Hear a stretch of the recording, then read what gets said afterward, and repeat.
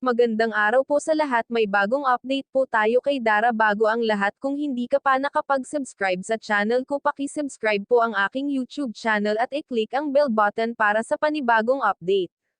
Mga kalingap, na pag-alaman nating ginagawa na ang bahay ni Dara, kaso lang may problema sa paggawa dahil maputik ang lupa at maulan pa. Nahihirapan mga nagtatrabaho, kaya hindi sila masyado kumikilos agad dahil sa panahon.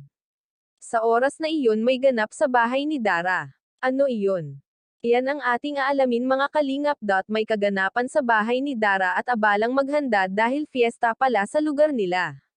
Kaya dumalo ang mga kalingap nang hindi nila inaasahan, kasama ang dalawang kalingap angels. Masaya ang araw na iyon, lalong-lalo na si Dara, kita sa mga ngiti nito. Inasikaso pa nito ang kanyang bisita. Napakamabuting tao ni Dara mga kalingap. Sa kanyang pahayag ay hindi ito makapaniwala na dati lamang ay ini-imagine niya, ngayon ay nagkatotoo na sa tulong ng mga kalingap, kaya hindi makapaniwala si Dara sa kanyang nais noon natupad na ngayon.